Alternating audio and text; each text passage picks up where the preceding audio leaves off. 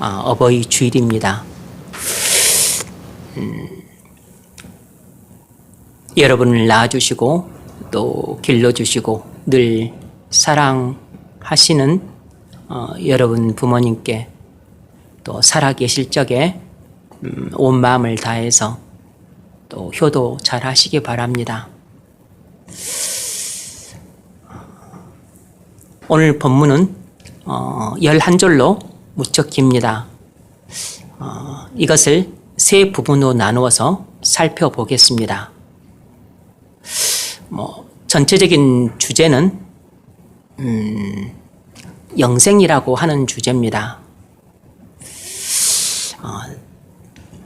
첫 번째 부분은 41절, 42절을 하나로 묶을 수 있는데 여기서 우리가 발견할 수 있는 이 첫 번째 진리는 이것입니다.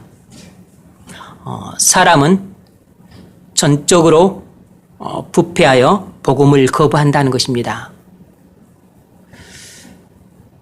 사람은 전적으로 부패하여 복음을 거부합니다.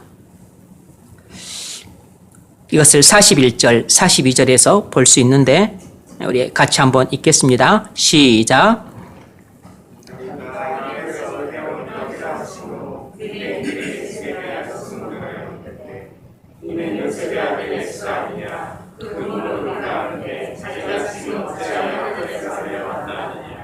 아멘. 우린 여기서 인간의 전적인 부패를 볼 수 있습니다. 유대인들은 예수님이 다른 말씀을 하시거나 다른 일을 할 때는 별로 시비를 걸지 않았습니다. 그러나 유독 예수님이 자신에 대해서 말씀하실 때는 도끼 눈을 뜨고 바라보고 극렬하게 반발했습니다. 예수님께서 자신을 하늘에서 내려온 떡이라 말씀하시자 유대인들이 수군거렸습니다. 예수님은 앞에서도 자신을 생명의 떡이라, 하늘에서 내려온 떡이라, 하나님께서 보내신 자라, 하나님을 아버지라 부르면서 자신을 하나님의 아들이라고 말씀을 여러 차례 하셨습니다. 그러자 유대인들은 반발했습니다. 왜냐하면 유대인들은 예수님을 요셉의 아들로만 알았기 때문입니다. 유대인들은 예수님이 성육신하신 하나님이신 줄 몰랐습니다. 그래서 예수님이 자신을 가리켜 하늘에서 내려온 떡이라 말씀하시자 유대인들은 어이없어 하면서 빈정거렸습니다. 이는 요셉의 아들 예수가 아니냐? 그 부모를 우리가 아는데 자기가 지금 어찌하여 하늘에서 내려왔다 하느냐? 예수님이 자신에 대해 말씀하실 때마다 유대인들이 항상 반발했던 것은 유대인들의 마음이 전적으로 부패해 있었기 때문입니다. 여러분, 세상 사람들은 모세 이야기나 다윗 이야기나 솔로몬 이야기를 듣고 감동을 받습니다. 성경의 윤리적 교훈을 아주 높이 평가합니다. 예수님의 사랑의 실천을 인정하고서 세상의 4대 성인 중에 한 분이라고 추앙을 합니다. 그러나 세상 사람들은 예수님이 하나님의 아들이시오 온 세상의 구주시라는 말을 들으면 그것만큼은 거부 반응을 나타냅니다. 예수 그리스도를 믿어야만 구원을 받는다고 하면 아주 싫어하면서 냉담한 반응을 보입니다. 왜 그럴까요? 그것은 세상의 모든 사람들의 마음이 전적으로 부패했기 때문입니다. 에레미야서 17장 9절이 그 점을 잘 말해줍니다. 만물보다 거짓되고 심히 부패한 것은 마음이라 누가 능히 이를 알리오마는. 사람의 마음은 만물 중에서 가장 부패했습니다. 전적인 부패란 하나님에 대해서 전적으로 죽어 있다는 뜻입니다. 다시 말해서 마음의 전적인 부패란 하나님을 아는 지식과 하나님을 즐거워하는 감정과 그리고 하나님께 순종하는 의지가 모두 죽어 있다는 뜻입니다.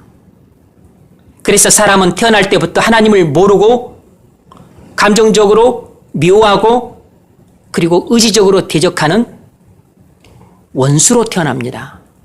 이것이 인간의 본성이에요.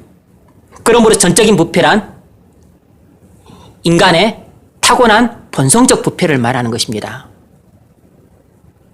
그래서 바울은 로마서 8장에서 그걸 이렇게 말했습니다. 육신의 생각은 하나님과 원수가 되나니 이는 하나님 법에 굴복지 아니할 뿐 아니라 할 수도 없습니다.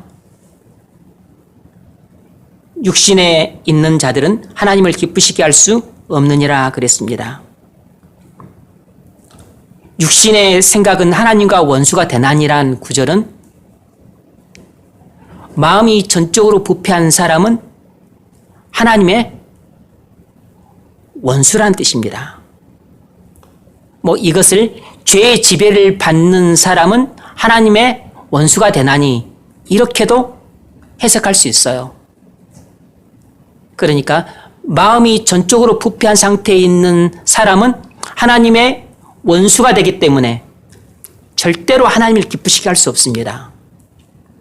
그래서 유대인들은 예수님을 선지자나 랍비나 위대한 인물로는 인정을 했지만 하나님의 아들 그리스도는 믿지 않았습니다.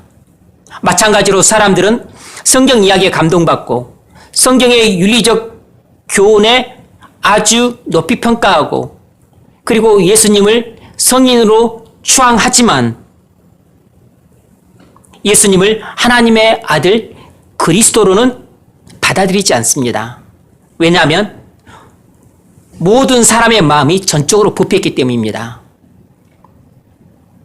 이처럼 사람은 태어날 때부터 죄와 허물로 죽어서 태어나기 때문에 하나님에 대해서 전적으로 죽어 있습니다. 그래서 사람은 복음을 거부하는 것입니다. 성품이 그렇게 착한데 나하고 관계가 그렇게 좋은데 복음을 전하면 이상하게 냉담한 반응을 보이는 것이에요. 아무리 복음을 들어도 마음이 전적으로 부패한 사람은 믿을 수가 없습니다. 그러므로 우리는 전적으로 부패했기 때문에 우리 자신의 힘으로는 예수 그리스도를 믿을 수 없어요. 우리 자신의 힘으로는 우리 죄를 회개할 수가 없습니다. 사람은 전적으로 부패했기 때문에 자신의 힘으로 회개하고 자신의 힘으로 예수 그리스도를 믿을 수 없어요. 그것은 전적인 부패가 전적인 무능력을 가졌기 때문입니다. 우리는 수학을 잘할 수 있고 과학을 잘할 수 있고 그래서 달나라도 갈 수 있고 원자력도 만들 수 있지만 우리는 예수님이 하나님의 아들 그리스도시라는 것을 믿는 데 있어서만큼은 절대적으로 무능해요. 하나님이 거룩하시고 살아계시다는 것을 깨닫고 우리 자신이 하나님 앞에 죄라는 것을 깨닫는 데 있어서만큼은 우리는 전적으로 무능력합니다.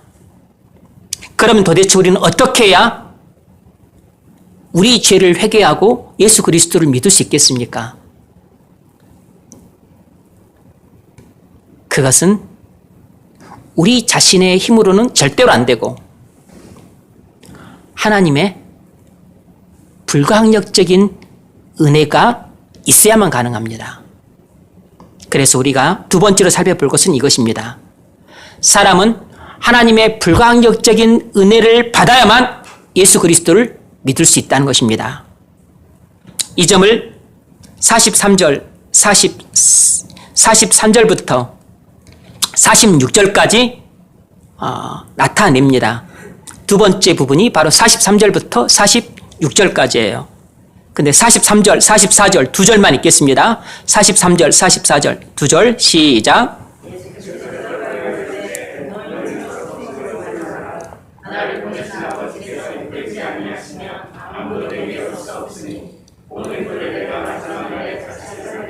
아멘. 오늘 설교 중에 이 부분을 가장 중요하게 좀 다루려고 합니다. 나를 보내신 아버지께서 이끌지 아니하시면 아무도 내게 올 수 없으니 란 구절은 인간의 전적인 무능력과 함께 하나님의 불강력적인 은혜를 잘 보여주는 말씀입니다. 나를 보내신 아버지께서 이끈다는 말은 하나님의 불강력적인 은혜를 가리키는 말이에요. 나를 보내신 아버지께서 이끌지 아니하시면 아무도 내게 올 수 없으니, 내게 올 수 없다는 말은 나를 믿을 수 없다는 말입니다. 그러니까 이 구절은 일단 표면적으로 인간의 전적인 무능력을 나타내고 있습니다. 사람은 자기 힘으로는 예수 그리스도를 믿을 수 없습니다. 세상의 학문은 인간의 자유의지를 주장합니다. 인간의 의지는 자유롭기 때문에 인간은 얼마든지 자기 힘으로 선을 행할 수도 있고 악을 행할 수도 있다. 인간은 자유의지를 갖고 있기 때문에 자신이 원하는 대로 선택할 수 있고 원하는 대로 결정할 수 있다. 이렇게 세상은 일반적으로 주장해요. 그래서 인간은 도덕적으로 자유롭게 결정하고 자기가 책임져야 된다고 말합니다. 도덕과 윤리가 바로 인간의 자유의지에 기반해서 가르치는 교훈이에요. 그래서 세상 사람들은 인간 의지에 기반한 윤리를 강조합니다. 옥스퍼드대 미생물학과 석좌 교수인 리차드 도킨스는 이기적인 유전자를 쓴 석학이죠. 기독교를 악의 권유론이라고 비난하면서 인간의 자유의지를 강조했습니다. 인간은 자유의지를 가지고 얼마든지 도덕적으로 선한 행동을 할 수 있다. 기독교처럼 천국에 가겠다는 보상 심리로 선을 행하는 것보다는 우리는 천국을 믿진 않지만 우리는 자유의지를 가지고 도덕적으로 선을 행하는 것이 옳다고 생각하기 때문에 우리는 얼마든지 선을 행할 수 있다. 그렇게 행하는 선이 천국 가겠다는 보상 심리로 선을 행하는 그리스도인들의 선행보다 더 훌륭하다. 이렇게 말을 했어요. 그러나 의지의 자유를 주장하는 것은 인간이 전적으로 부패했음을 모르는 무지의 소치입니다. 인간이 타락하기 전에는 지성과 감정과 의지가 자유로웠어요. 그러나 인간은 죄로 말미암아 마음이 전적으로 부패했기 때문에 마음의 구성 요소인 지성과 감정과 의지도 부패한 것입니다. 그래서 마음이 죄의 지배를 받게 되면서 우리의 지성과 감정도 죄의 지배를 받고 뿐만 아니라 우리의 의지도 죄의 굴리 아래로 들어가게 된 것이에요. 그래서 인간은 타락하면서 의지의 자유를 상실하게 되었습니다. 그래서 아무리 교육을 해도 사람은 여전히 죄인으로서 악한 행동을 해요. 사람은 아무리 교육을 많이 받아도 타고난 악한 본성이 변하질 않아요. 아무리 문명이 발전해도 사회는 근본적으로 달라지지 않는 이유는 사회를 구성하고 있는 인간의 전적으로 부패한 마음이 변하지 않기 때문입니다. 그래서 아무리 문명이 발전해도 죄악은 옛날이나 지금이나 여전히 창고라는 것이에요. 교도소에서 아무리 죄수들을 교화시켜도 죄수들이 달라지지 않는 것은 교화 정책이 잘못됐기 때문이 아니고 아무리 훌륭한 교화 정책을 갖다 써도 그런 교육의 방법으로는 인간의 본성적 부패를 바꿀 수가 없기 때문입니다. 인간은 교육이나 교화나 윤리적 교훈으로는 인간의 전적으로 부패한 마음이 조금도 변화되지 않아요. 전적으로 부패한 마음은 그런 것으로 변화되지 않습니다. 그런 점에 있어서 알미니우스주의는 아주 잘못되었습니다. 여러분, 우리 보통 칼빈주의와 알미니우스주의를 많이 대비하니까 알미니우스주의가 대충 뭔지는 알고 계시죠? 알미니우스주의는 여러분이 알기 쉽게 말하자면 감리교나 거기서 나온 성결교나 거기서 나온 오순절교회, 순복음교회죠. 그리고 감리교적 침례교, 침례교는 칼빈주의적 침례교나 감리교적 침례교가 있는데 감리교적 침례교랑 이쪽에서 믿는 신학 사상이에요. 알미니우스주의는 인간의 전적인 타락을 부인하고 인간의 부분적인 타락을 주장합니다. 그래서 인간은 스스로 그리스도를 믿을 능력이 있고 거부할 능력도 있다고 주장을 해요. 인간의 전적인 무능력이 아니라 부분적인 무능력을 주장합니다. 왜냐하면 부분적으로 타락했으니까. 그래서 부분적으로 타락했으니까 인간이 자력으로는 구원받지 못하지만 예수님이 십자가에서 이루시는 구원을 인간은 그것을 믿을 의지는 있고 믿지 않을 의지도 있다는 것입니다. 그러나 이런 주장은 오늘 본문 이 44절 말씀에 완전히 위배돼요. 나를 보내신 아버지께서 이끌지 아니하시면 아무도 내게 올 수 없으니, 이 말은 하나님께서 우리에게 불가항력적인 은혜를 주지 않으시면 인간은 자기 힘으로는 예수 그리스도를 믿을 수 없다라는 뜻이에요. 그러므로 이 알미니우스주의가 주장하는 인간의 부분 타락과 그리고 이 인간이 부분 타락했기 때문에 그 완전한 자유지는 아니지만 그래도 부분적인 의지의 자유가 있기 때문에 예수를 믿으라고 전했을 때 우리는 그것을 믿을 능력도 있고 이것을 거부할 능력도 있다고 이야기를 해요. 이 이야기는 나중에 또 중요한 이야기랑 연결이 됩니다. 그래서 우린 이 알미니우스주의를 단호하게 거부하는 것입니다. 또 이 구절은 하나님의 불가항력적인 은혜를 나타내요. 나를 보내신 아버지께서 이끌지 아니하시면 아무도 내게 올 수 없으니, 겉으로 볼 때는 평범한 구절이지만 그러나 이 속에는 아주 의미심장한 구원 교리가 담겨 있어요. 사람은 오직 하나님의 불가항력적인 은혜로만 예수 그리스도를 믿을 수 있다는 교훈이 담겨 있습니다. 사람은 자기 힘으로는 예수 그리스도를 믿을 수 없어요. 왜냐하면 전적으로 부패했기 때문에. 전적으로 부패한 사람은 스스로 힘으로 하나님을 알 수가 없고 하나님을 즐거워할 수가 없고 그리고 하나님 말씀을 믿고 받아들일 수 없어요.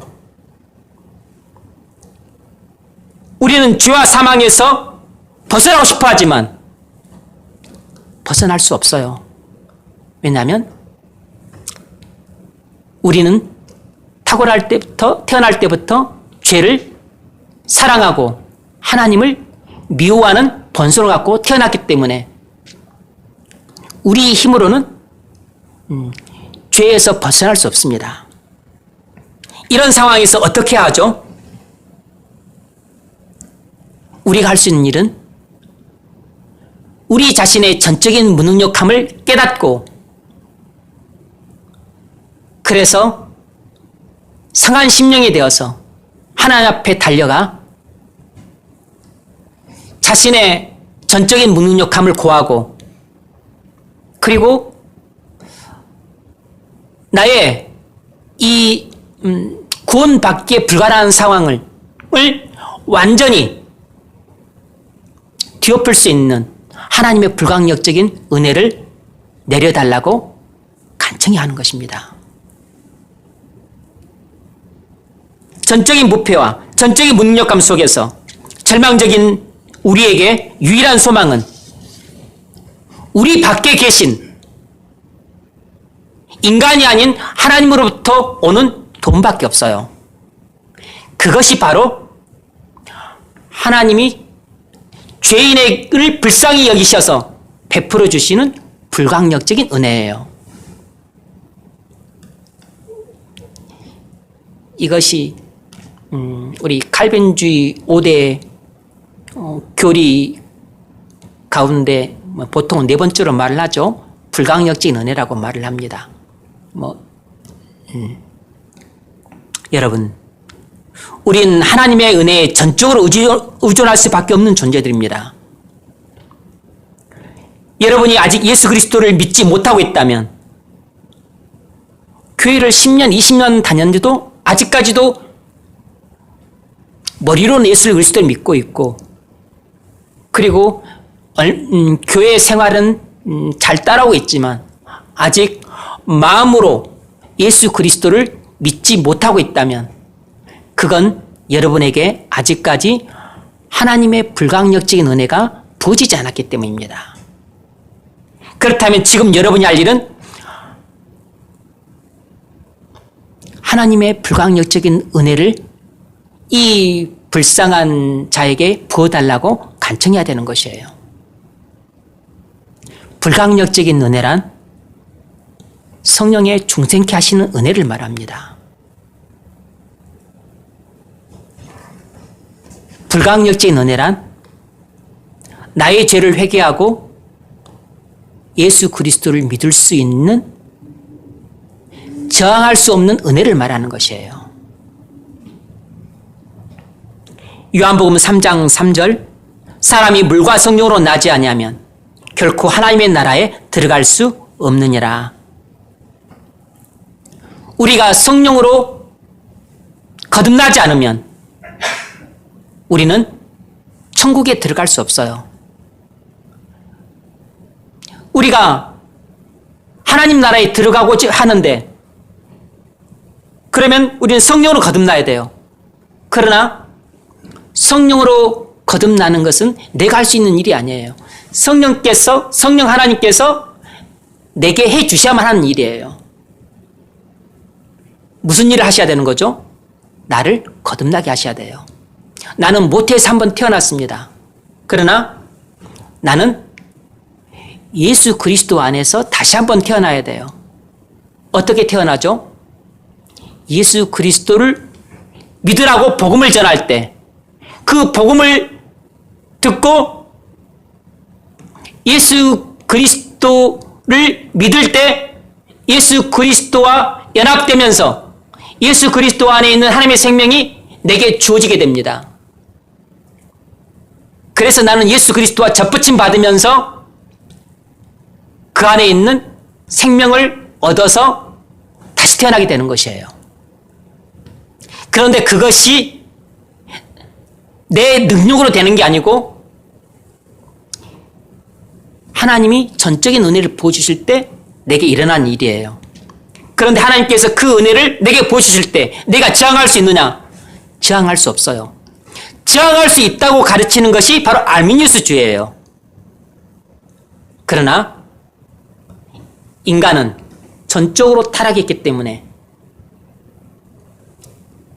하나님이 내게 성령으로 거듭남의 은혜를 주시면 나는 그것을 거부할 수 없어요. 그래서 그 점을 이 44절에서 이렇게 말하고 있다니까요. 아버지께서 나를 보내신 아버지께서 이끌지 아니하시면 아무도 내게 올 수 없으니, 다시 말하면 사람은 자기 힘으로는 절대로 예수 그리스도를 믿을 수 없다라는 뜻이에요. 이것이 이 문자적인 뜻이고, 좀 더 적극적으로 해석을 하게 되면 전적으로 부패한 사람은 하나님의 은혜를, 하나님의 불가항력적인 은혜를 받아야만 비로소 예수 그리스도를 믿을 수 있다라는 뜻이에요.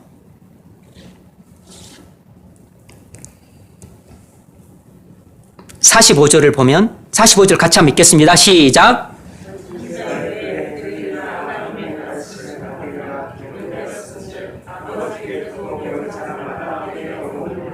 아멘.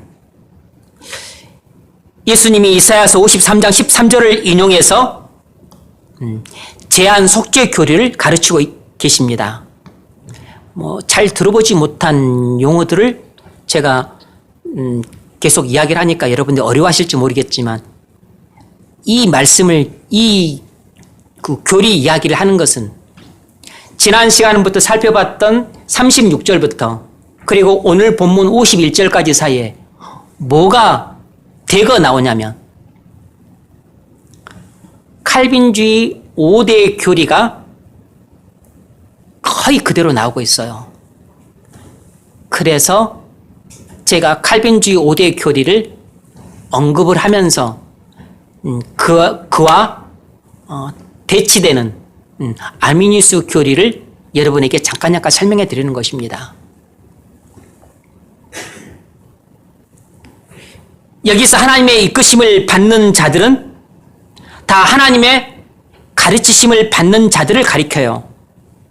그러니까 하나님의 불가항력적인 은혜를 받는 자들이 누구냐면 하나님의 가르치심을 받는 자들이에요.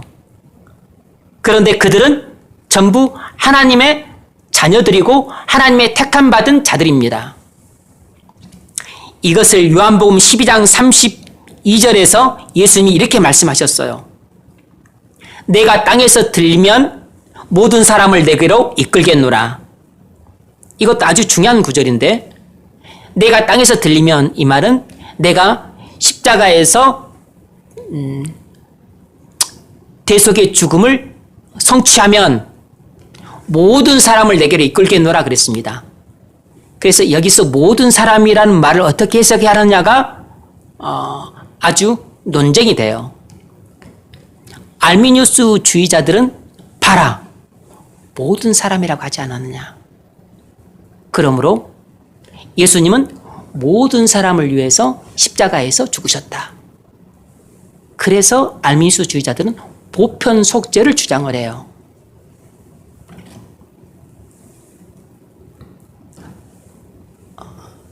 먼저 알미니우스 주의를 간단하게 이야기를 하자면, 원래 알미니우스 주의라는 게 있었던 게 아닙니다. 1519년 루터의 종교개혁 이후로 이 쯔빙글리에 의해서 그 뒤로 쯔빙글리에서 시작이 되어서 칼빈이 바톤을 이어받아서 우리 개혁파 교리가 완성이 됐어요. 우리 개혁주의 교리가. 그래서 칼빈이 스위스 제네바에서 목회를 하면서 그 교리가 특별히 네덜란드 화란에 가서 아주 정착하면서 꽃을 피웠습니다. 그런데 헤른 쿠룬트라고 하는 화란의 정부 관리가 이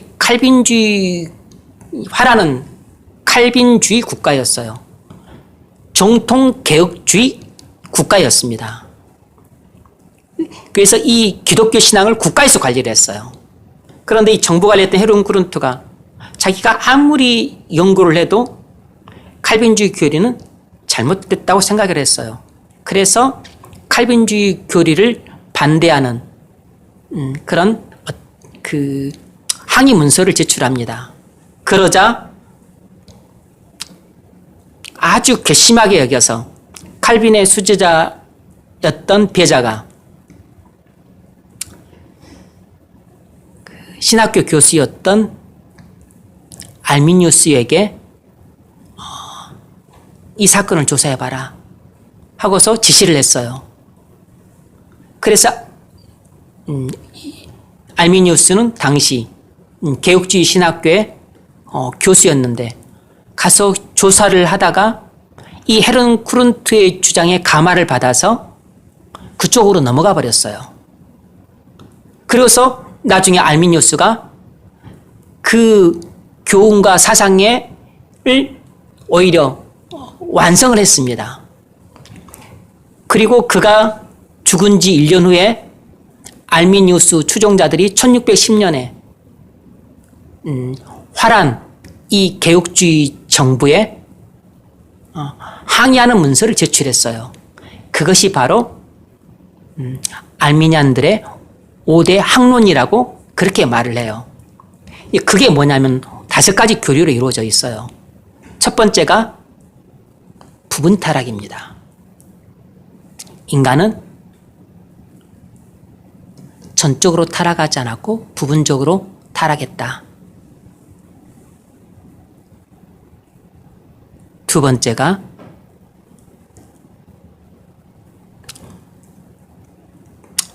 조건 선택이라고 하기도 하고 아니면 예지 예정이라고 말을 하게 돼요. 하나님은 인간의 조건을 보시고 선택하셨다. 무슨 말이냐면 하나님은 인간이 예수 그리스도를 믿을 줄 알고 미리 저를 구원으로 선택하셨다. 이렇게 주장을 해요. 그러니까 이것은 로마서 8장 30절 말씀을 만 가지고 8장 29절 30절 8장 29절만 가지고 해석을 한 것이에요. 8장 28절은 빼버리고 미리 아신 자들을 미리 정하시고 미리 정하신 자들을 또 부르셨으니 하는 이 말씀에서 로마서 8장 29절을만 가지고 잘못 해석하는 오류를 범한 것입니다. 그리고 보편 속죄를 주장했어요. 그래서 예수님은 모든 사람을 위해 십자가에서 죽으셨다. 그래서 하나님이 이렇게 모든 사람을 위해서 구원의 밧줄을 내려주셨는데 그러면 누가 잡고 누가 안 잡느냐? 모든 사람이 다 본인이 그걸 원하면 잡을 수 있다. 그래서 네 번째로 뭘 주장했냐면 가항력적 은혜를 주장했어요. 하나님의 은혜에 저항할 수 있다는 것입니다. 리지스터블 그레이스를 주장했어요. 그리고 마지막에 인간은 부분적으로 타락해서 부분적인 자유의지를 갖고 있기 때문에 하나님이 내려주신 구원의 밧줄을 본인이 원하면 잡을 수 있고 본인이 원하면 은치 않으면 잡지 않지만 구원도 마지막 5번째로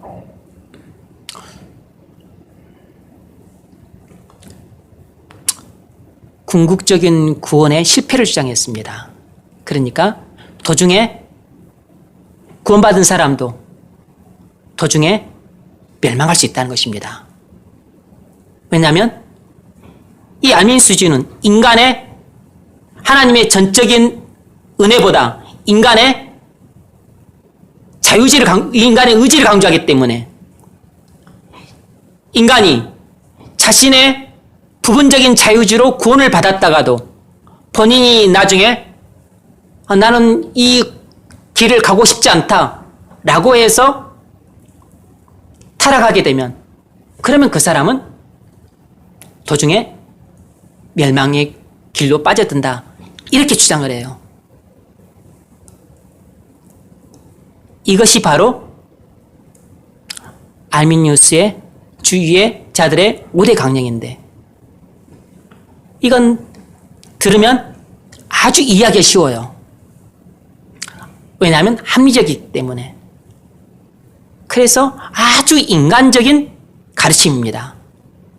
세상 사람들이 들으면 이것은 대부분 머리를 끄덕이고 동조할 수 있는 가르침이에요. 아주 이성적이고 합리적이고 논리적인 가르침이에요. 그런데 거기에는 그건 문제가 뭐냐면 성경은 그렇게 말하고 있지 않다는 게 문제예요. 이 가르침은 인간들이 다 머리로 이해할 수 있고 동의할 수 있고 받을 수 있는 가르침입니다. 여기에는 신비도 없고 그리고 여기에는 심오한 것도 없어요.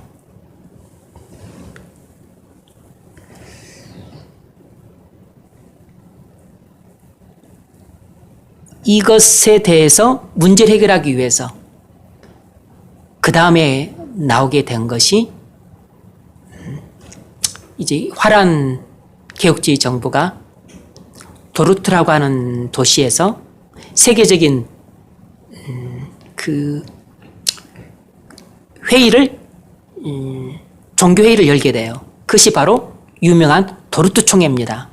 1618년에 화란 도르트에서 열려요. 이제 거기서 작성된 문서가 바로 그 유명한 칼빈주의 5대 교리예요. 그것이 이 알민수주자들의 5대 학론과 대조가 되죠. 여기는 부분 타락이지만 우리는 전적인 타락을 주장합니다. 여기는 예지예정을 주장하지만 우리는 이중예정을 주장해 무조건적 선택을 주장합니다. 그리고 여기는 보편속죄를 주장하지만 개혁주의는 제한속죄를 주장해요. 인간은 전적으로 타락했기 때문에 자신의 힘으로는 구원받을 수 있는 사람이 아무도 없다. 그래서 하나님이 영원 전에 어떤 사람은 선택으로, 어떤 사람은 구원으로, 어떤 사람은 멸망으로 선택하신다. 그래서 이것은 어떤 사람의 선행과 관계없이 하나님이 무조건적 선택하시는 것이에요. 그래서 예수님이 십자가에서 죽으심은 세상의 모든 사람을 위한 죽음이 아니고 바로 하나님께서 택하신 자들을 위한 죽음이다. 제한속죄를 주장합니다. 그리고 이렇게 예수님께서 십자가에서 구원을 이루셨고, 그래서 하나님이 그 구원의 은혜를 성령을 통해 우리에게 부어주실 때 전적으로 부패한 사람은 그것을 거부할 수 없어요. 그래서 저항할 수 없는 은혜임을 주장합니다. 그리고 하나님의 저항할 수 없는 은혜로 구원받았을 뿐만 아니라 한 번 받은 구원은 우리가 혹 죄에 빠질 수 있고 악을 행할 수는 있어도 하나님은 영원전에 시작하시는 구원을 하나님의 때에 우리에게 이루셨고, 그리고 비록 우리의 의지는 약해서 넘어지고 엎어지고 꼬꾸라지고 자빠지지만 하나님의 저항할 수 없는 은혜가 우리를 이끌고 가시고, 그래서 우리로 하여금 고난을 참고 견디고 인내하게 하셔서 끝까지 우리를 구원의 길로 인도하신다. 이것이 바로 성도의 견인 교리예요. 그런데 이 5가지 교리가 제가 지난 시간에는 여러분들 머리가 복잡할 것 같아서 말씀드리지 않았는데, 지난 시간에 이런 성도의 견인 교리가 나왔고, 그리고 하나님의 선택 교리가 나왔어요. 그리고 이제 오늘 이 지난 시간에도 전적인 부패는 나왔습니다. 그리고 전적인 부패와 그리고 오늘 불가항력적인 은혜, 또 제한속죄, 이 교리들이 오늘 본문에 나와 있는 겁니다. 그래서 여러분들이 이런 이야기 드리면 머리가 아프겠지만 성경에 나와 있는 내용이니까 제가 잠시 말씀을 드린 것이에요. 아버지 45절 하반절, 아버지께 듣고 배운 사람마다 내게로 오느니라. 아버지께 듣고 배운 사람이란 하나님 말씀을 통해 불강력적 은혜를 받은 사람을 말합니다. 이 45절은 그들 또 하나님의 가르치심을 그들이란 하나님의 불강력적 은혜를 받은 사람들이에요. 그들은 하나님의 가르치심을 받는 사람들입니다. 그 사람들은 어떤 사람이냐면 아버지께 듣고 배운 사람들을 말하는 것이에요. 그 사람들만 예수님을 믿을 수 있습니다. 그러므로 예수님이 십자가에서 피 흘려 죽으신 것은 세상의 모든 사람을 위해서가 아니고 바로 하나님이 영원전에 선택하신 사람들을 위해서만 죽으신 것이에요. 하나님의 불강력적인 은혜를 받은 사람들을 위해서만 죽은 것입니다. 다시 말하면 하나님의 자녀들을 위해서만 죽은 것이에요. 그래서 아까 말씀드렸던 요한복음 12장 32절에 내가 땅에서 들리면 모든 사람을 내게로 이끌겠노라 하셨을 때 이 모든 사람은 세상의 모든 사람이 아니고 하나님의 모든 자녀를 가리키는 것입니다. 하나님의 모든 택함 받은 사람을 말하는 것이에요. 그래서 성경은 그냥 대충 보면 보편 속죄를 주장하는 것 같지만 그러나 자세하게 뜯어보면 제한 속죄를 주장하는 것이에요.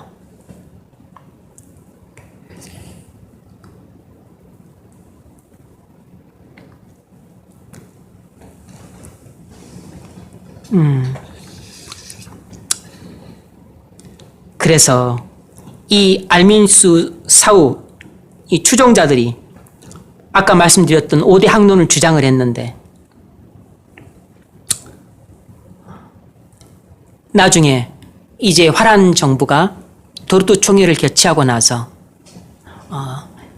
그들의 주장을 다 기각하고 그리고 너희들의 주장은 하나님의 주권을 무시하고 인간의 공로를 강조한 이설이다 라고 판정하고서 그 주동자를 처형했어요. 그리고 그 추종자들은 전부 국외로 추방해버렸어요. 그리고서 그들 중에 대다수가 영국으로 건너갔는데 그 일파를 요한 웨슬레가 나중에 만나서 감명을 받게 돼요.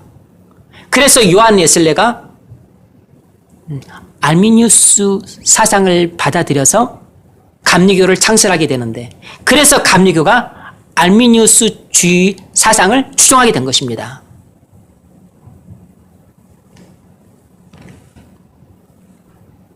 그래서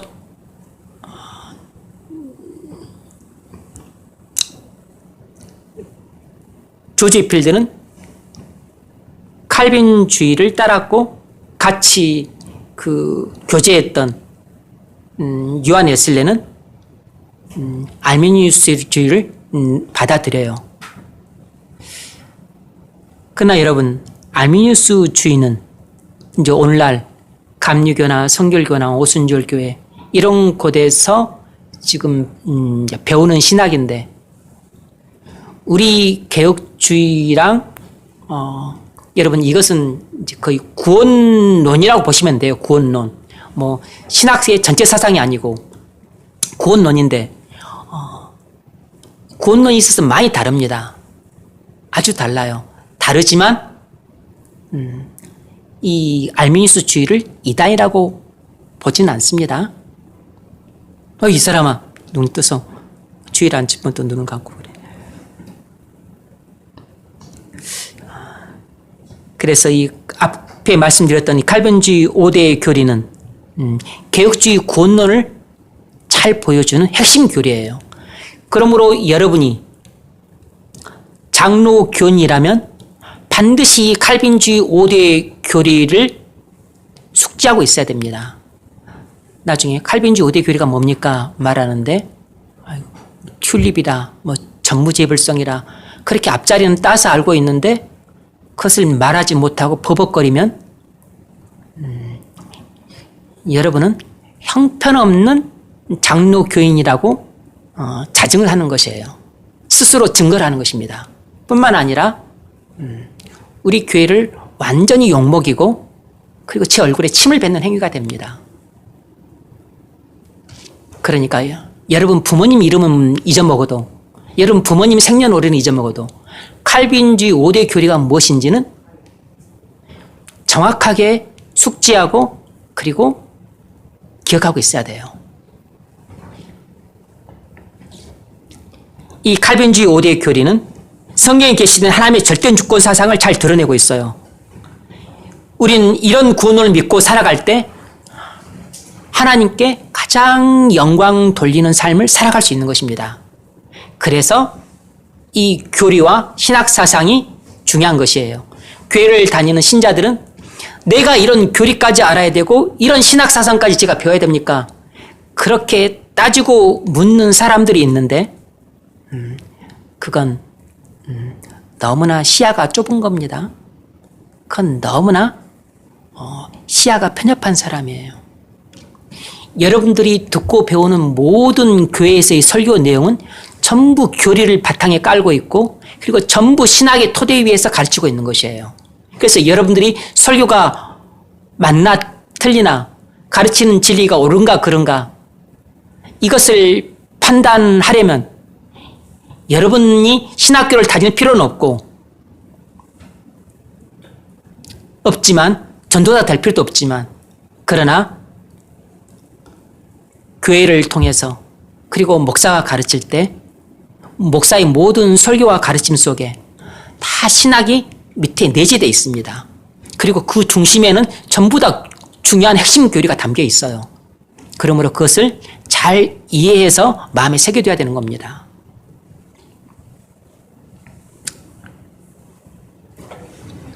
예전에 제가 신촌에 살 때 신촌에 있는 성결교회를 나가서 예배한 적이 있습니다. 신촌 성결교회는 역사가 깊은 교회예요. 예전에 이성복 목사님이라고 완전 유명한 붕사 목사님 계셨던 아주 유서 깊은 교회입니다. 거기서 그 담임 목사님이 설교를 하면서 칼빈의 예정론을 많이 비웃었습니다. 무조건적 선택 교리가 이 칼빈의 예정론인데 예정론을 결정론이라고 말하면서 막 비웃으시면서 비판을 했어요. 어떻게 그런 주장을 하는지 모르겠다고 조롱을 했습니다. 여러분 교회 안에 있는 사람들 거기 이제 성결교니까 뭐죠? 알미니안주의자들이죠. 알미니안주의자들이 성경을 볼 때는 예지예정으로 보기 때문에 우리 개혁주의가 주장하는 무조건적 선택, 하나님은 영원 전에 구원받을 자와 그리고 멸망할 자를 이미 다 선택하셨다. 이것이 이중예정이에요. 이런 가르침을 너무 웃기게 엮이는 것입니다. 아니 그러면 이미 다 구원받을 자가 결정이 됐으니까 그럼 우리가 구원받으려고 노력할 필요도 없네? 이렇게 이야기를 하는 것이에요. 알미니스주의자들이 이렇게 이야기를 합니다. 그런데 세상 사람들도 이런 가르침을 들으면 똑같이 이해를 합니다. 결정론이라고 이해를 하고 그 숙명론인데 숙명론 아니면 또 운명론이라고 말을 해요. 이미 우리의 모든 장래가 다 결정이 됐네? 그럼 내가 뭘 할 필요가 없지. 그렇게 또 주장을 합니다. 그러면 그 이야기를 들으면 또 우리 칼빈주의자들은 그걸 또 논박을 못해요. 왜냐 그러면 아는 게 없으니까. 신학을 배운 게 또 없고 교리에 대한 이해도 부족하니까 어버버 하면서 막 버벅거리는 것이에요. 그렇게 보이는 게 당연해요. 인간의 시각으로 앞에서 예정론을 바라보면 예정론은 전부 결정론으로 보입니다. 그건 당연히 숙명론으로 보여요. 그렇게 보는 게 이상하지 않습니다. 그러나 원래 예정론이라고 하는 것은 내가 구원 받았나 못 받았나? 하나님 영원전에 나를 구원을 선택하셨나? 아니면 저 사람은 멸망으로 선택하셨나? 이렇게 생각하고 판단하라고 그 예정론을 가르치는 게 아니에요. 이렇게 보면 예정론은 완전히 결정론인 것입니다. 예정론은 그렇게 보는 게 아니고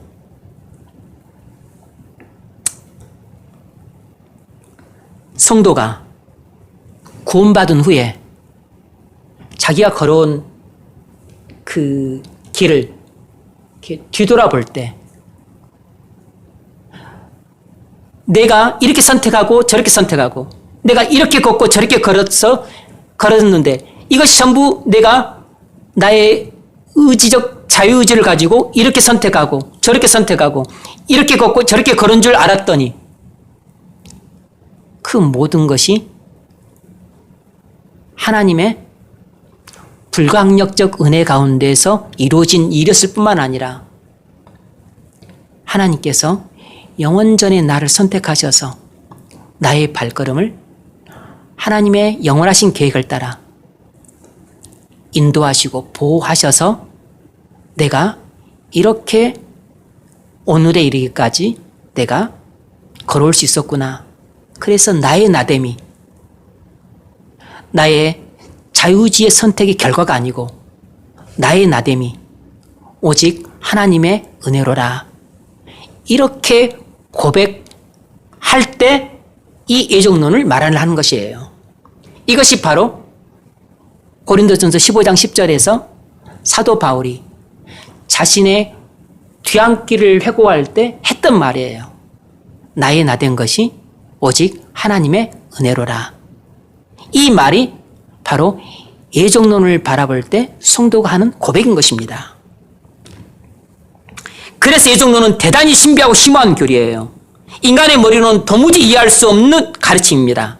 오직 믿음으로만 받아들일 수 있고 믿을 때 이해가 될 수 있는 교리예요.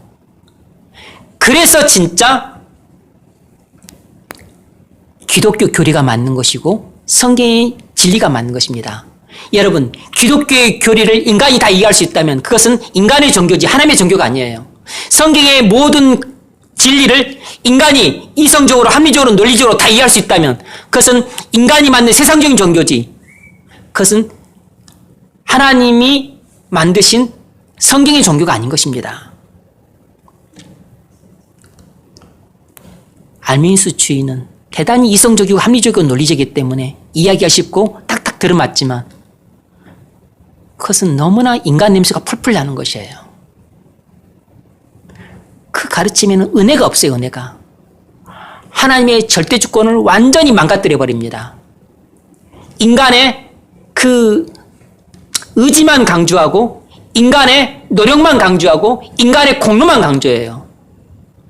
그래서 처음 들을 때는 대단히 설득력 있게 들리지만 나중에 가면 이상해지는 것입니다. 그래서 감리교 쪽이 신학적으로 자유주의가 훨씬 빨리 됐어요. 자유주의가 빨리 됐다고. 그럴 수밖에 없어요. 왜냐하면 인간의 자유주의를 강조하니까.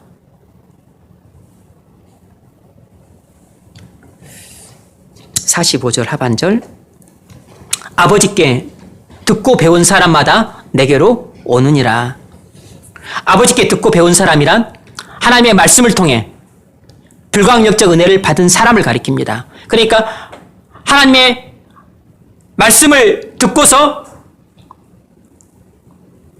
불가항력적 은혜를 받은 사람들은 예수 그리스도를 믿게 된다는 것입니다. 하나님의 말씀을 통해 불가항력적 은혜를 받은 사람들은 전부 들을 귀와 깨닫는 마음을 갖게 됩니다. 그래서 예수 그리스도를 믿을 수 있고 자기 죄를 깨닫고 하나님 앞에 회개할 수 있는 것이에요. 자기 죄를 깨닫고 회개하고 예수 그리스도를 믿고 순종하는 사람들은 전부 들을 귀와 깨닫는 마음을 갖고 있는 사람들이에요. 그 사람들은 전부 하나님의 불가항력적인 은혜를 받아서 전적으로 부패한 마음에 변화가 생긴 사람들입니다. 전적으로 부패한 마음에 하나님의 불가항력적 은혜가 임해서 거기에 하나님의 생명이 들어간 것이에요. 그래서 전인격적 변화가 나타난 것입니다. 마음의 변화가 나타난 것이라고. 그래서 예전에는 하나님을 아는 지성도 죽었고 하나님의 즐거워하는 감정도 없었고 하나님께 순종하는 의지도 없었지만 하나님의 불가항력적인 은혜가 임함으로 사람의 그 마음이 변화되어서 이제는 하나님을 알 수 있는 눈이 열리고 하나님을 즐거워할 수 있는 감정이 생기고 하나님 말씀에 순종하고 싶어하는 의지도 생기게 된 것이에요. 불가항력적 은혜가 임하면 이렇게 변화가 되는 것입니다. 그것을 고린도전서 1장 23절 24절이 이렇게 말합니다. 중요한 구절이니 잘 들어보세요. 우리는 십자가에 못 박힌 그리스도를 전하니 복음을 전한다 이 말이죠. 우리가 복음을 설교할 때 유대인에게는 꺼리끼는 것이요 이방인에게는 미련한 것이로되 오직 부르심을 받은 자들에게는 유대인이나 헬라인이나 그리스도는 하나님의 능력이요 하나님의 지혜니라. 많이 들어봤을 거예요. 여러분 여기에는 두 가지 부류의 사람이 등장합니다. 불가항력적인 은혜로 부르심을 받은 자들과 불가항력적인 은혜로 부르심을 받지 못한 자들이 등장을 해요. 불가항력적 은혜로 부르심을 받지 못한 자들의 귀에는 복음 설교가 자꾸 귀에 거슬려요. 그리고 미련하게 들립니다.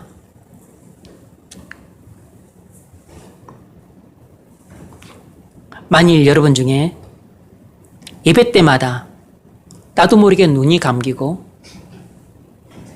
나도 모르게 졸리고 나도 모르게 꿈나라로 가고 그리고 딴 생각이 사로잡히고 하는 사람이 있다면 안타깝지만 그 사람은 들을 귀가 없는 사람입니다. 깨닫는 마음이 아직 없는 사람이에요. 아직 하나님의 은혜를 하나님의 불가항력적인 은혜가 임하지 않았기 때문에 그 모태에서 타고난 전적으로 부패한 마음이 아직 변화되지 않은 상태에 있는 것이에요. 본인이 그렇게 하고 싶어서 하는 게 아니고 어쩔 수 없이 그렇게 되는 것입니다. 여러분, 오늘날 교회 안에서도 이런 일이 일어나고 있습니다. 교회에 나온 여러분은 모두 겉으로 부르심을 받은 자들이에요. 그러나 여러분 중에는 불가항력적 은혜로 부르심을 받은 자도 있고 그렇지 않은 자도 있습니다. 불가항력적 은혜로 부르심을 받지 못한 사람은 평상시에 말씀을 잘 듣고 은혜를 받다가도 자주 말씀에 걸려 넘어지는 일들이 발생을 해요. 말씀을 듣고 있는데 찬찬히 있다 보니까 나를 하나도 인정을 안 해주고 나를 무시하는 것 같고 그리고 나를 계속 정죄하는 것 같아서 불쾌하게 들립니다. 예전에 어떤 집사님이 있었는데 신앙생활을 열심히 하는 편이 아니었습니다. 돈 버는 데만 관심이 있고 교회는 그냥 다니는 정도였어요. 그러다가 갑자기 교회를 떠났습니다. 나중에 들리는 소리를 들으니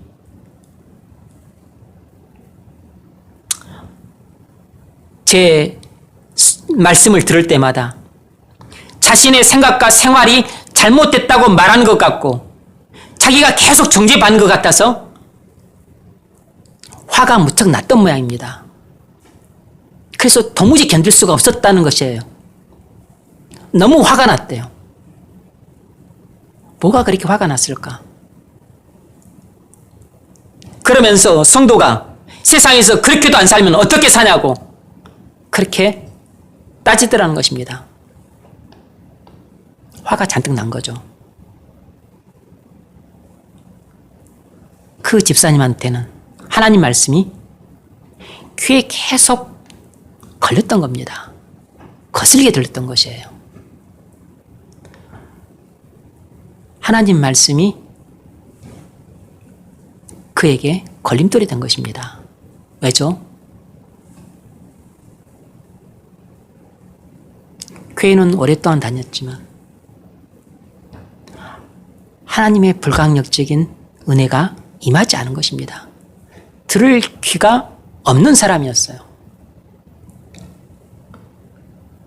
본인만 모르고 남들이 다 알아요.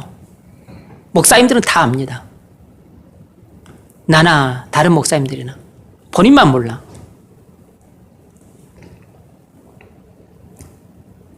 특히 중생하지 않은 사람들은 하나님 말씀이 걸림돌이 되기 쉽습니다. 아직 불강력적인 은혜를 받지 못해서 건너지 않은 사람들은 하나님 말씀이 귀에 거슬리기 쉽고 미련하게 들리는 경우가 많아요. 그래서 하나님 말씀을 듣고 특히 복음 설교를 듣게 되면 도대체 이렇게 사는 사람이 몇 사람이 될까? 이렇게 의구심이 드는 겁니다. 과연 그렇게 사는 것이 옳은가? 따지고 싶은 것이에요. 교회 오랫동안 다녔지만 여러분 귀에 복음 설교가 자주 거슬리고 불편하게 들릴 수 있습니다. 그리고 나는 도무지 나는 이렇게 살고 싶지 않다. 그렇게 손해를 보고 그렇게 희생을 하고 그렇게 모든 즐거움과 재미를 다 포기하고 살면 무슨 재미로 사냐. 그렇게 하나님 말씀이 미련스럽게 들린다면 그건 여러분이 아직 들을 귀가 없기 때문이에요. 깨닫는 마음이 없기 때문입니다.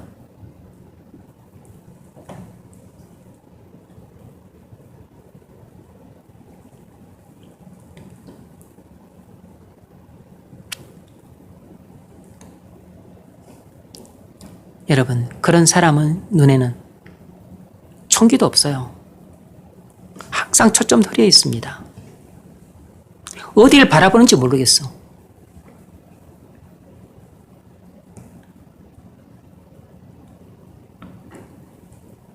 그러므로 여러분에게 그런 일이 발생한다면 겸손하게 자신을 돌아보셔야 됩니다.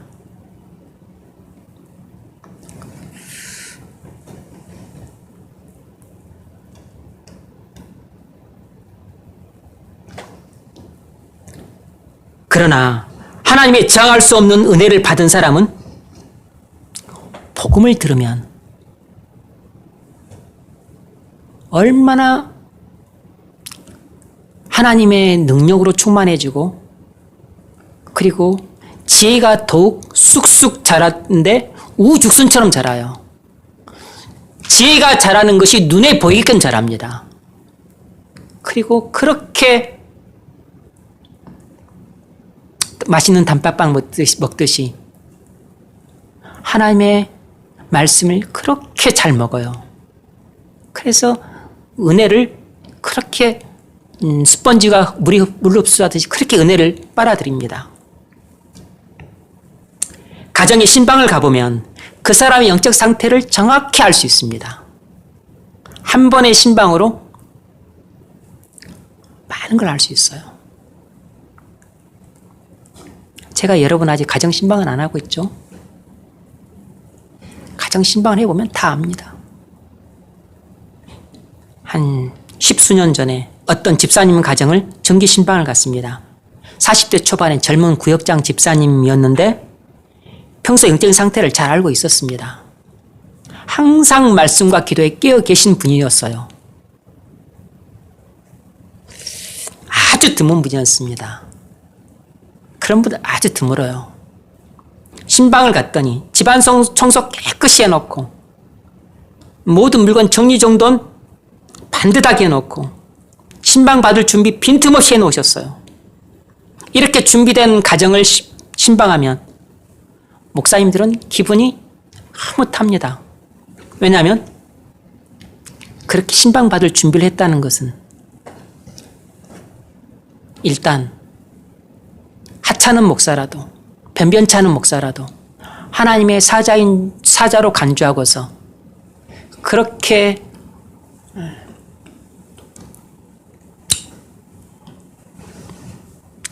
정중하게 맞이한다는 뜻이고 그보다는 하나님의 은혜를 그렇게 사모한다는 뜻이죠. 그리고 하나님을 그렇게 경외하고 있다는 그의 중심의 표현이기도 합니다. 그래서 은혜 받을 준비가 되어 있구나 다 이렇게 생각합니다. 딱 15분 말씀 전해 주었는데 얼마나 말씀을 달게 받고 은혜로 충만해지는지 너무 흐뭇했습니다.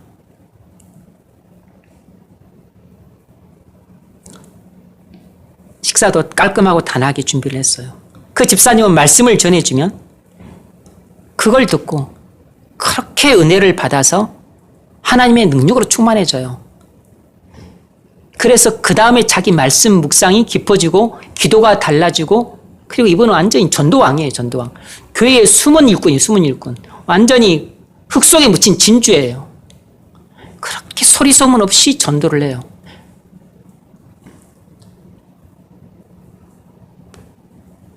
목회자 이상으로 깨어있는 분입니다. 말씀과 기도를 통해 하나님과 살아있는 교제를 나눠요.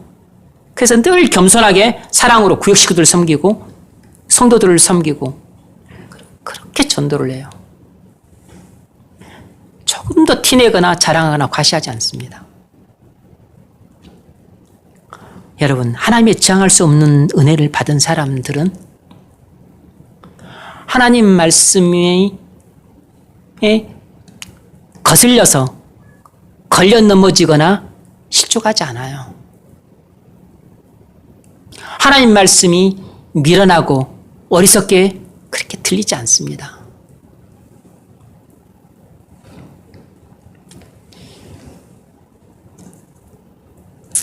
시간이 많이 지났으니까 그냥 많이 생략하겠습니다.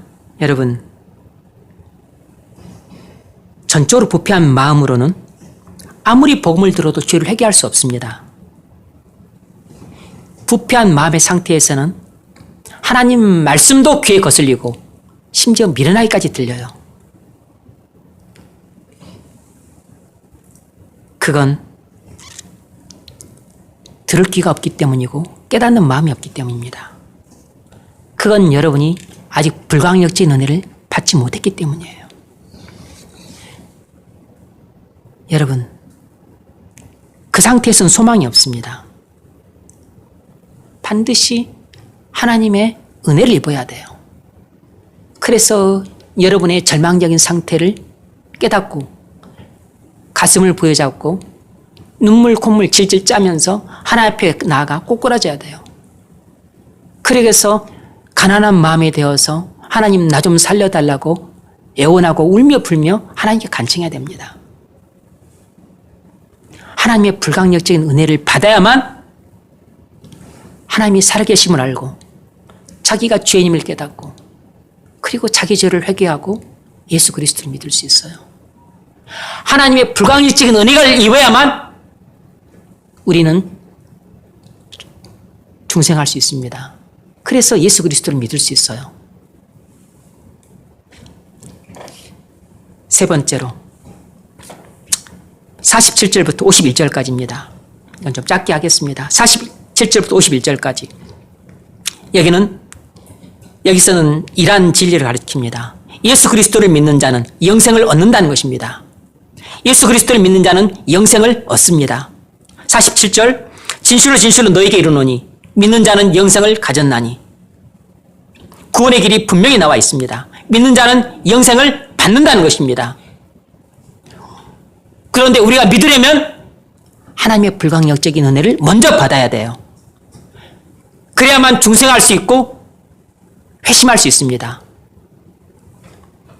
48절로 50절 같이 한번 읽습니다. 48절 50절 시작.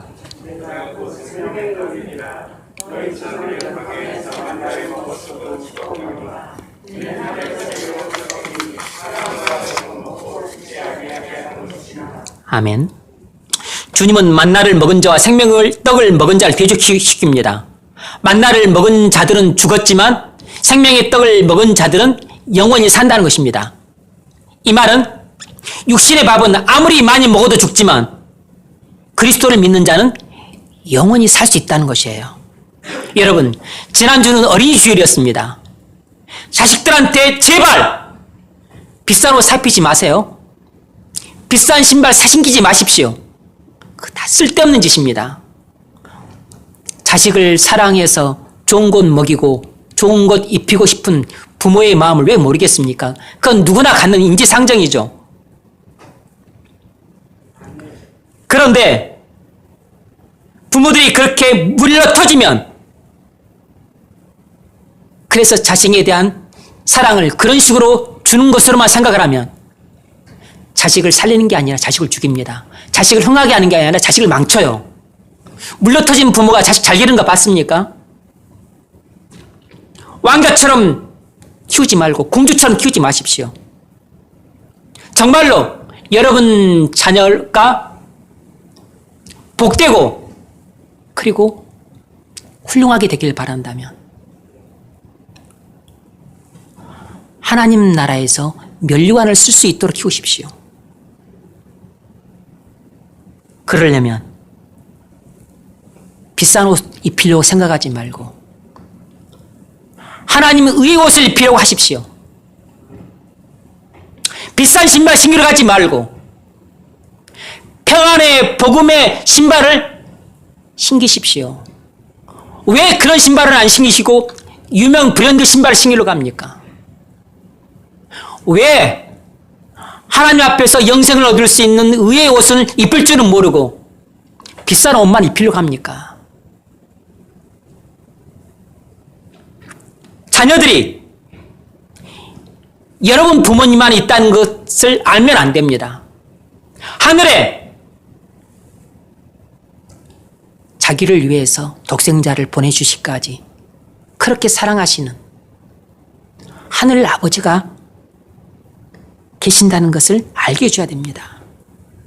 여러분 자녀들이 하나님 아버지의 자녀라는 것을 깨닫게 해주는 것이 이 5월 가정의 달에 부모가 해야 될 중요한 일이에요. 여러분, 오늘은 어버이 주일입니다. 부모님께 맛있고 기름진 음식 대접해 드리는 것 효도하는 것이고 좋은 거죠. 많이 하십시오.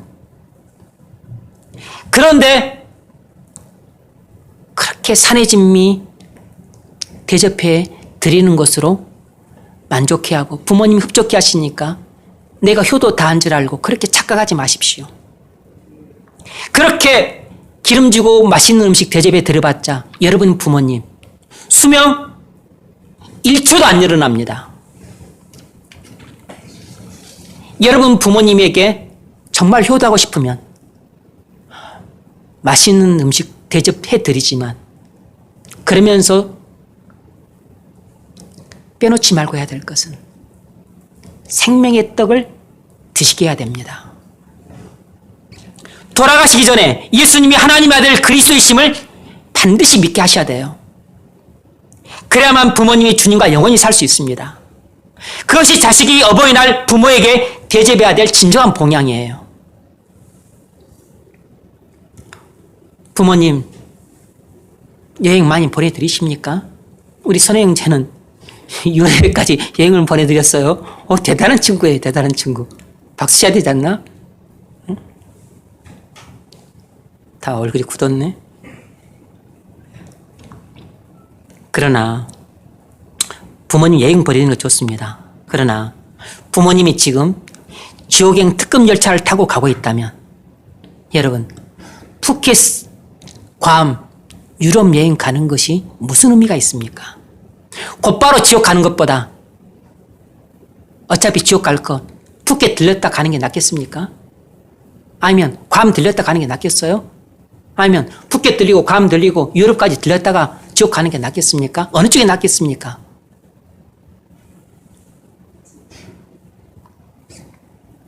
형편이 안 돼. 멋진 곳에 여행 못 보내드려도 지옥 가시는 부모님 하차시켜서 천국행 특급 열차 태우고 천국 여행 보내드린다면 여러분 나중에 부모님 천국 가가지고 아이고 내가 괌도 못 가봤어. 푸켓도 못 가봤어. 그렇게 자식들 원망할까요? 여러분 효도를 할라치면 좀 제대로 하십시오. 그렇게 인간적으로 하지 말고 세상적으로 하지 말고 효도를 할라치면 복음적으로 하십시오. 복음적으로. 부모님께 하늘에 아버지가 살아계시다는 것을 알게 드려야 됩니다. 그 하늘 아버지가 여러분 부모님을 위해서 사랑하는 독생자를 보내주셨다는 사실을 깨닫게 드리는 것이 이 어버이날 여러분이 자식으로서 부모에게 해야 될 가장 중요한 도리예요.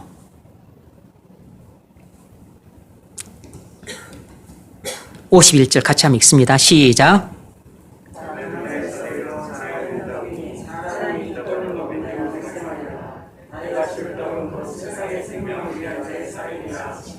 아멘. 영생을 얻는 방법은 간단합니다. 예수 그리스도를 믿으면 돼요. 여러분, 음식은 먹어야 내 살이 됩니다. 예수 그리스도는 믿어야 내 구주가 돼요. 믿기 전까지는 내 구주가 아닙니다. 아무리 예수님이 십자가에 달려 돌아가셨어도, 예수님이 사람이 되셔서 나셨어도, 내가 예수를 믿지 않으면 예수님은 온 세상의 구주이긴 하시지만 내 구주는 아니에요. 여러분의 구주가 되시려면 여러분이 예수를 믿어야 됩니다. 먹는 것은 개인적인 행위예요. 믿는 것도 개인적인 행위입니다. 내가 먹어야 배부릅니다. 마찬가지로 내가 예수 그리스도를 믿어야 내가 영생을 얻습니다. 부모님이 잘 믿어도 부모님이 영생을 얻지 내가 영생을 얻는 게 아니에요.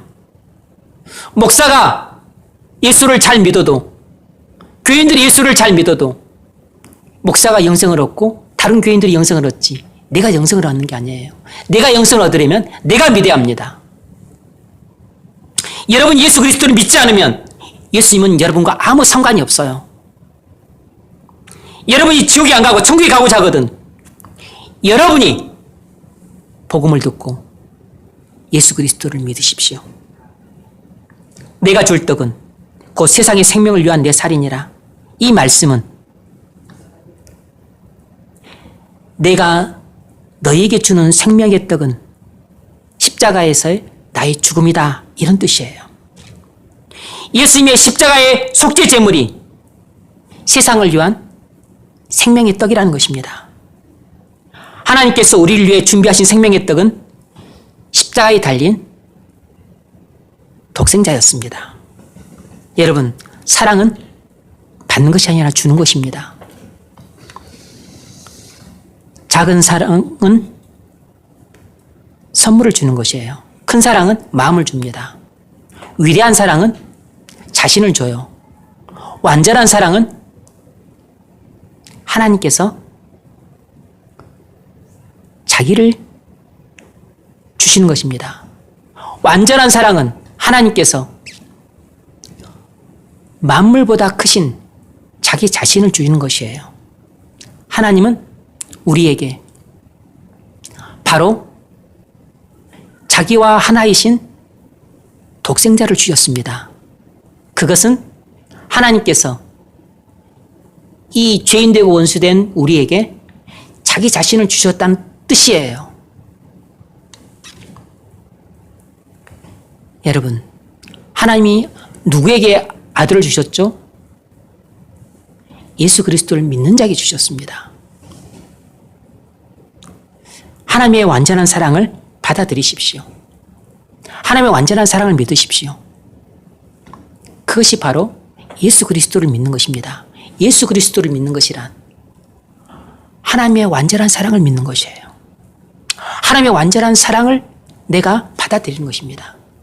내가 하나님의 완전한 사랑을 즐거워하고 그리고 그 하나님의 완전한 사랑 앞에 내가 무릎을 꿇는 것입니다. 아들을 믿으십시오. 아들이 그리스도이심을 믿으십시오. 그러면 영생을 얻습니다. 아들을, 예수님이 하나님의 아들이시오 그리스도이심을 믿음으로 영생을 얻기를 주의 이름으로 축원합니다.